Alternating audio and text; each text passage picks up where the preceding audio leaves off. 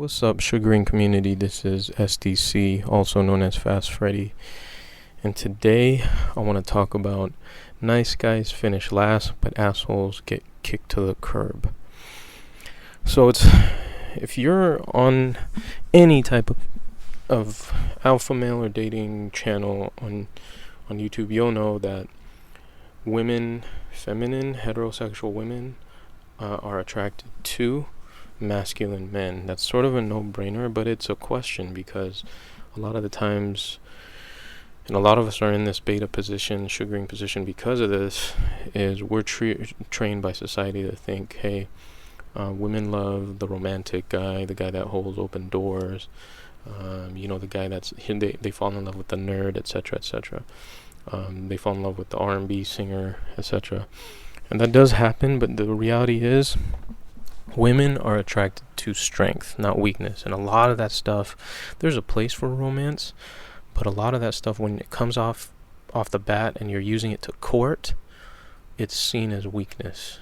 And that's why nice guys often finish last. I just read an article about Salt-N-Pepa. I guess Pep was dating Will Smith, and she was like, he was too nice of a guy, and I like kind of the thug. And I think to myself, I kick myself, thinking what could have been.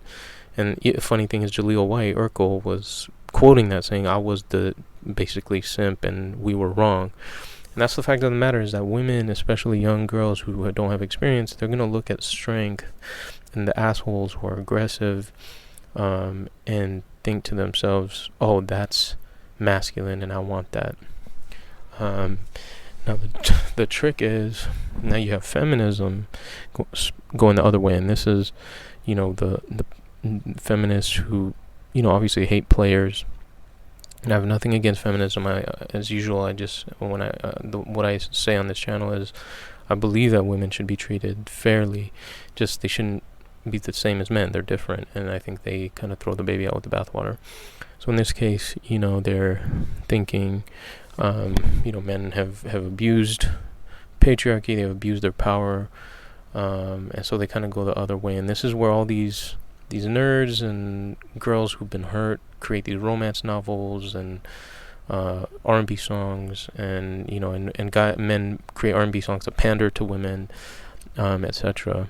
So you'll get a bunch of hurt girls that say, oh yeah, I don't like the bad guy, and I don't want a man that's going to treat me like that. And so they're going to eventually look, let's say in their 30s, once they've gone through their whole stage, look for a beta male provider, and that's where sort of we come in. The trick is, I think a lot of us have experienced, once you're married as a beta male provider, women subconsciously then start disrespecting you because they're not attracted to that, and they don't respect that weakness, and they subconsciously shit test, and you, being the romantic, are gonna let her kind of shit test you, and she's just gonna constantly lose respect. I was married for 20 years. That's exactly what happened.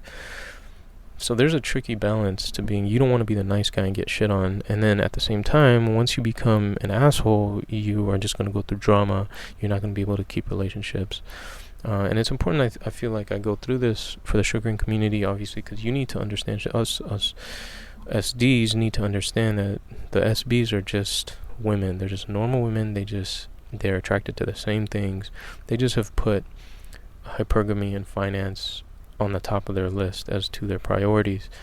But they are going to be attracted to the same thing. And if you show any type of weakness, they are going to either disrespect you and run circles around you and manipulate you into giving them a ton more money and just mistreat you, or they're just going to simply disrespect your time. You're going to have a hard time getting them basically to give you what you want and what you need. And in a lot of cases, if you've given them cash, they're going to have the leverage. So you need to find that balance as a sugar daddy or as a man, where you're positive, you're open, but you roll with the punches. You're indifferent to their shit tests. So, and you got to understand that a lot of these SBs, they might come in, a lot of them, thinking, oh, they're going to manipulate guys, but I think most of them in the back of their mind are like, I hope to find a, like 50 Shades of Grey, Dorian Gray, high value male, and you gotta basically play that part.